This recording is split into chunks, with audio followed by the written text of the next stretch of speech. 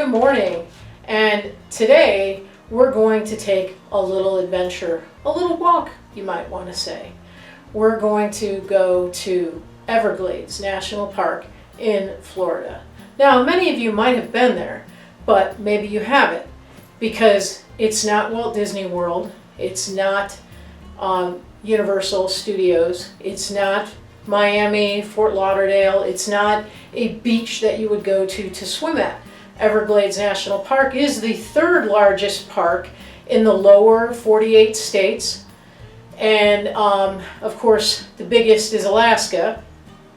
But here in the 48 states, Everglades National Park is the third largest. It is mostly water.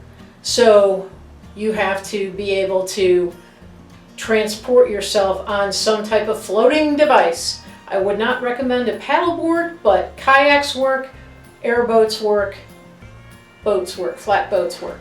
So let's go on our adventure. Well, hey everyone, I'm here with my nephew Carson, and we're about to go on an airboat ride through the Everglades. So be prepared for wind and salt water spraying up at you. And who knows, we might see an alligator. Uh-oh, Scarlett's also with us here today. So, put it on high. All right, so when you go on an airboat ride, it's really, really loud, right? And you have to have headphones on because you got to protect your ears because it's that loud. But it's really cool because you get to go really, really fast on a boat. Whoa! Oh, wow, that was a big bump. Okay, so, are you having fun? So, if you go to the Florida Everglades, I really suggest that you go on an airboat ride. Because one, why not? It's fun! Like I told you, we'd be going to Everglades National Park today. So just some fun facts about Everglades National Park. There are over 1.5 million acres of subtropical wilderness in the state of Florida. And Everglades National Park was established on December 6th of 1947. 70 years later, it remains an international treasure attracting visitors from around the world. And I do have to say that a lot of people do visit Everglades National Park every year. I've gone there a couple of times now, and it is a pretty beautiful place. So, Everglades is home to one of the largest wetlands in the world. Distinct habitats have been identified in the park, including pine rocklands, coastal lowlands, and marine waters. So what does that mean? Well, pine rocklands, I have no idea. I'd have to look that up. You can look that up.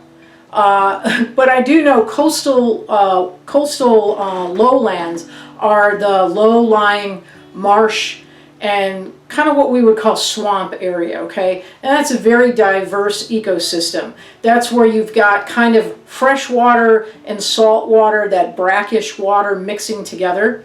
And then you also have marine waters, which is saltwater based, and that's like kind of where the mangroves are at. And the mangroves actually protect the state of Florida, which is why they're protected, because when hurricanes come, the mangroves hold on to the coral, which Florida is coral, and it holds on to them and prevents literally the land from being ripped apart. And so it kind of takes the force of those winds and kind of absorbs that energy. So it's really good for the state of Florida, and hence that's why they protect them. So the work to preserve the Everglades was actually done 20 years prior to it becoming a national park. In the 1800s, spectators started dredging and draining the Everglades. Oh my gosh, can you imagine what that would have done to the ecosystem if they had been allowed to do that? But it wasn't until the early 20th century that the harmful side effects were beginning to show. So they forced these people to stop dredging the Everglades.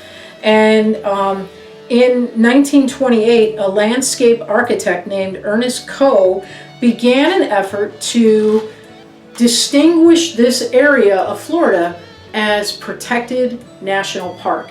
And he's the one that went to Washington, D.C., applied for this to become a national park and protect it. And he had to literally prove why it's important to protect these lands. And that's with any national park. In order for it to become one, you have to present your case to the government and explain why that wildlife, why that land, why that water needs to be protected for future use and future beauty. Okay, Everglades are a bountiful place for plants and animals that aren't found anywhere else in the world.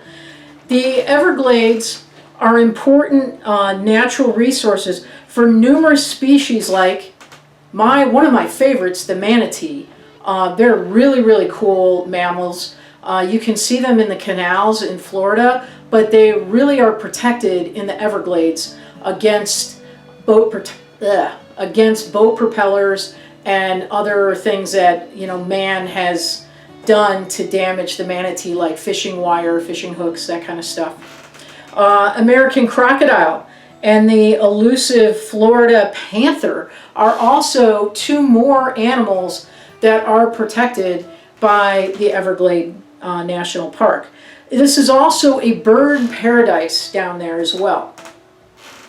In the winter, it is home to more than 360 different species of birds. So when we see the birds flying south from Cleveland, they're heading to Florida. Did you know that Everglades receives over 60 inches of rain a year? And to put this in perspective, okay, if you've ever heard of Seattle, Washington getting tons of rain, they receive a little more than half of that. And in Seattle, it pretty much rains there every day or every other day. The rains come in off of the ocean. In the Everglades, they get double that amount of rainfall, which I guess is good because it needs water to survive.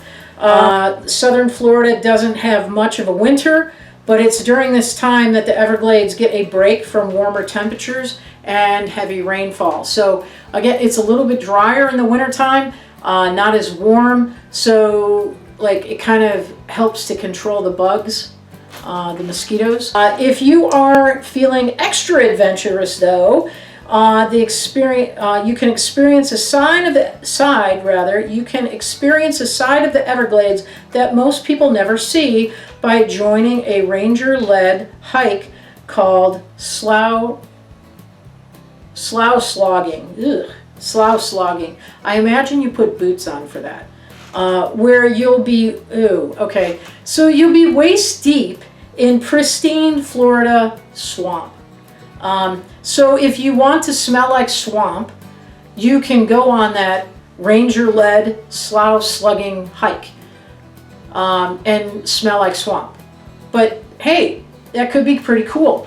Although, I don't know, I'd kind of be a little scared of that. I'm just saying, if a crocodile comes up near you. Ugh. Okay, anyway, so there is, believe it or not, evidence of a human settlement in Florida's southern tip that dates back thousands of years. From the original archaic period settlements to the modern tribal communities of the Miskakauke and Seminole Indians. So they have proof that these tribes were around this area at the time from artifacts that archaeologists have found. The region has a rich history of human culture. Settlers known as Gladesmen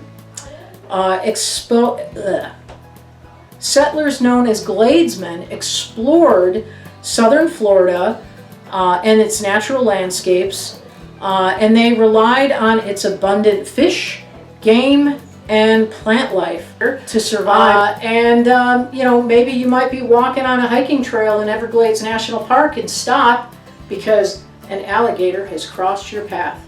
So I'm Mrs. Sternad, once again on location in Florida, and I will see you here tomorrow, who knows where.